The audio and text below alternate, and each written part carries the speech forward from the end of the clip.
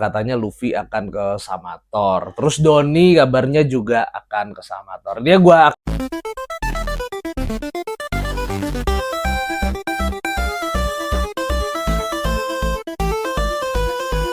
Halo Polimania, kita ketemu lagi dalam Voli Jenggot. Kali ini sudah masuk ke episode 5. Sorry ya, gue seminggu ini nggak bikin konten karena ya terlalu sibuk. Padahal dalam seminggu ini banyak banget kabar yang cukup liar seputar Final Four Pro Liga. Termasuk ya kemana Rifan, Luffy, sama Doni Haryono di Final Four Pro Liga. Karena mereka kan sudah, kalau Rifan kayaknya belum, tapi Doni sama Luffy ya yang sudah menyelesaikan pengabdiannya di klub luar negeri.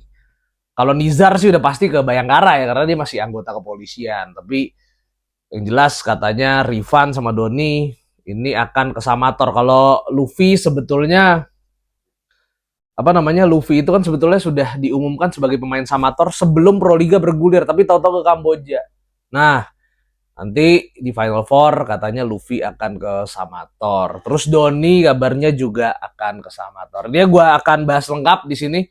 Yang jelas adalah impact-nya untuk Samator di Final Four nanti. Apakah dengan datangnya Luffy sama Doni ini akan membuat mereka kompetitif di Final Four? Yang jelas jangan lupa untuk like dan subscribe channel Voli Jenggot di konten gue yang kali ini.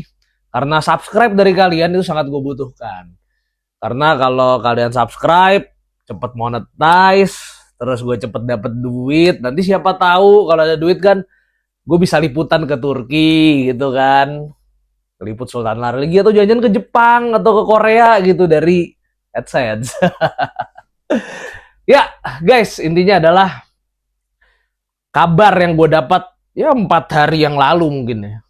Kalau Doni Haryono sama Luffy Febrian ini akan ke Samator. Seperti yang tadi gue bilang, kalau Luffy sih udah diumumin sebagai pemain Samator sebelum Pro Liga bergulir, tapi dia ke Kamboja dulu ternyata. Jadi dia baru main nanti pas Final Four yang digelar abis Lebaran. Nah, Doni Haryono juga kabarnya akan ke Samator. Ini jelas akan menjadi suntikan kekuatan yang sangat luar biasa untuk Samator. Karena kita harus akui Samator ini diperkuat banyak pemain muda yang masih hijau. Mungkin cuma Hayun deh, pemain lokal yang pengalamannya udah luar biasa gitu ya. Tapi dengan kehadiran Hayun plus juga setter asing, siapa tuh namanya gue lupa. Setter asing tuh. Kok lupa sih, ngeblank nih gue. Aduh. Iya, Livan Taboada Dias. Ini kayaknya belum cukup ya untuk Samator bisa menandingi keperkasaan Lavani dan juga Bayangkara. Kalau untuk kehadiran Doni, ya otomatis itu akan membuat Samator tambah kuat. Karena Doni adalah pemain berpengalaman, pernah jadi MVP Pro Liga juga, dan nanti di hari Minggu dia akan tampil di final Liga Thailand lawannya Nizar. Di Thailand, Doni sudah membuktikan kalau dia memang salah satu pemain terbaik di Asia Tenggara. Luffy, ini pemain yang sangat berbakat, pemain yang luar biasa bagus. Dia bisa juara di Liga Kamboja. Dan tentu saja, ya mungkin 1-2 tahun lagi, Luffy akan semakin ngeri, akan semakin diperhitungkan di Belantika Voli Nasional. Bahkan bukan tidak mungkin dia akan segera jadi langganan tim nasional Indonesia. Yang benar-benar langganan ya. Jadi rutin dipanggil. Ya, tapi gue harus akui ya, kalau cuma Luffy sama Doni yang menjadi tambahan, ini sepertinya masih agak kurang ya buat Samator. Karena kalau kita lihat kekuatan Lavani, kekuatan Bayangkara, itu luar biasa. Mereka dihuni pemain-pemain bintang. Lavani udah kompak banget. Begitu juga dengan Bayangkara. Apalagi Bayangkara besok akan kedatangan Nomori Keita. Outside hitter yang udah jelas pada tahun lalu itu nggak bisa dihentikan, apalagi pas di babak final. Lavani aja angkat tangan ngelawan pemain yang satu ini, pemain yang baru aja nyetak rekor di Liga Italia, bahkan 90 poin dalam 3 pertandingan Coppa Italia. Itu adalah orang pertama di dunia yang bisa melakukan itu, akan main di Proliga lagi. Dan juga Lavani pastinya. Lavani ini udah tim mateng lah.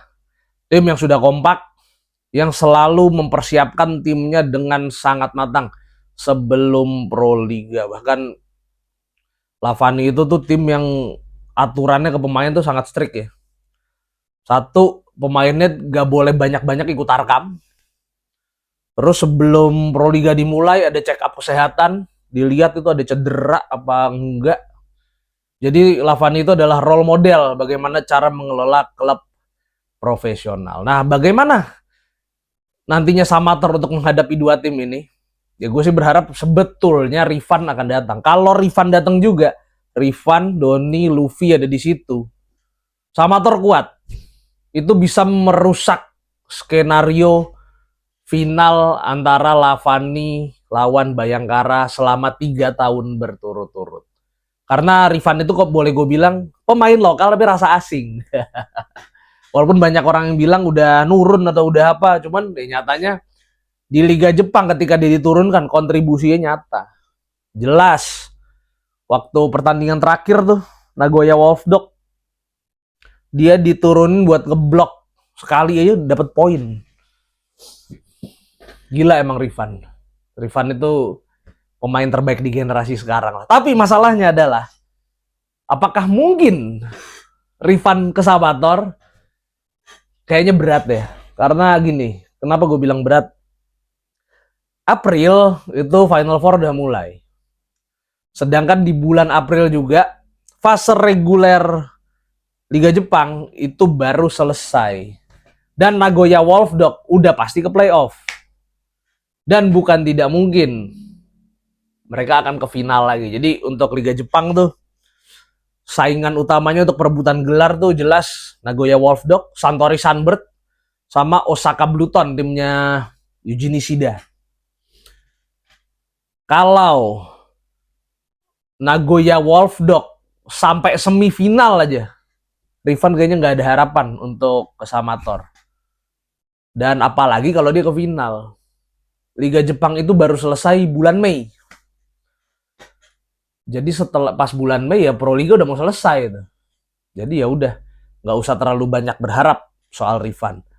Salah satu yang harus dipikirin Samator adalah pemain asing. Karena mereka kan baru dalam tanda kutip mencat satu pemain asingnya, Yaisal Punales.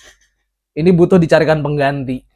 Nah ini kita akan lihat deh siapa pemain yang akan didatangkan Samator untuk menggantikan Yaisal Punales. Nah ini harusnya bisa segera dicari ya, apalagi kan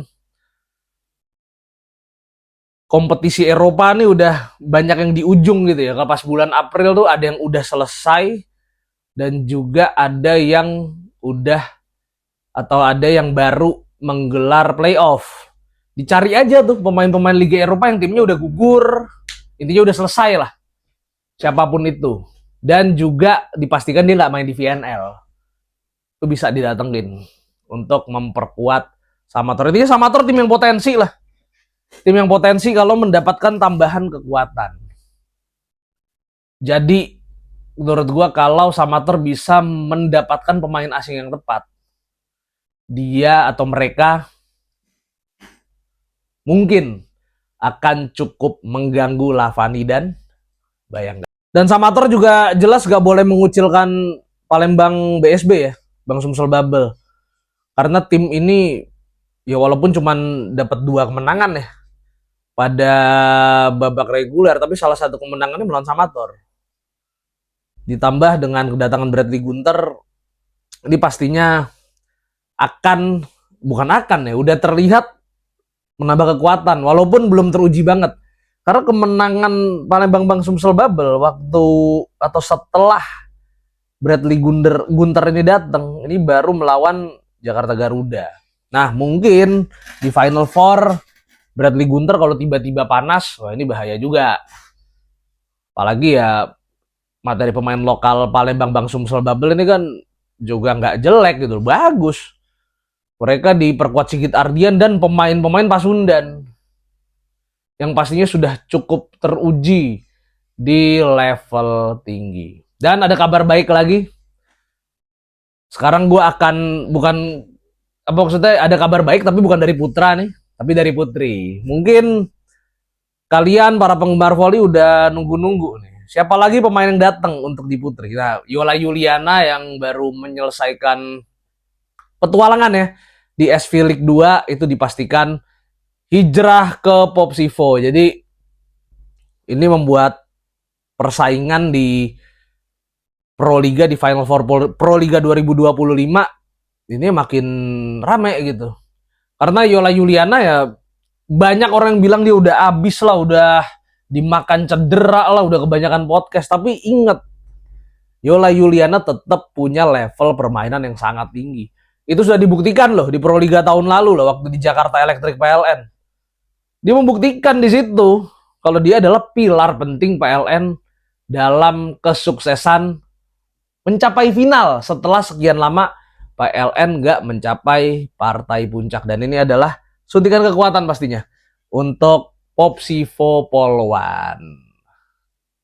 Popsivo sendiri waktu di fase reguler kita tahu lah ya, tim milik kepolisian ini tampil begitu perkasa di fase reguler, cuman sekali kalah. Sayangnya mereka harus kehilangan Betania de la Cruz dan ini tetap harus dicari gantinya karena kontribusi de la Cruz ini begitu bagus, masuk 3 besar top scorer di putri dan harus segera dicarikan pengganti yang sepadan. Popsivo tuh jangan sampai kayak tahun lalu. Mereka gacor di awal, kenceng di awal, begitu masuk Final Four, selesai, kedodoran. Akhirnya nggak lolos ke final. Pasti Popsivo tidak ingin mengulang hal seperti itu lagi. Banyak ya yang kabar yang berseliweran tentang siapa pemain asing yang didatengin Popsivo. Katanya mereka ingin memulangkan lagi Madison Kingdon. Tapi masalahnya Madison Kingdon juga diminati klub lain. Jadi ya kita akan lihat lah nanti siapa yang bakal didatengin Popsivo. Ya udah, episode kali ini segitu dulu aja lah ya. Karena gue masih perlu nyiapin sahur gitu. Apalagi ini udah jam 1 gitu. Gue harus tidur dulu, terus habis itu nyiapin sahur, makan sahur, sholat subuh, terus tidur lagi. Dan besok gue siaran Liga Jepang. Jadi gue nggak bisa bikin konten ini lama-lama karena lumayan hektik lah besok ini. Maksudnya di pagi ini sampai besok gue lumayan hektik. Jadi itu dulu guys. Intinya jangan lupa like dan subscribe. Karena like dan subscribe dari kalian itu sangat-sangat gue butuhkan untuk kegedein channel ini. Yang tadi gue bilang juga, kalau channel ini gede, udah monetize, siapa tau gue dapet duit buat ke Turki. Buat liputan Sultan Larligi, liputan FLR Ligi, atau bisa jadi gue ke Korea, ke Jepang ya kan, untuk melihat atau meliput pemain-pemain Indonesia yang main di sana. Dan bahkan bisa jadi tahun depan gue ngeliput Megawati di Turki nih, karena ada kabar kalau Megawati sudah mendapatkan minat dari salah satu klub Turki. Sayangnya sumber yang gue baca tidak menyebut klub mana yang meminati Megawati. Ya udah itu dulu deh guys. Konten gue kali ini, sampai ketemu di Volley Jenggot berikutnya.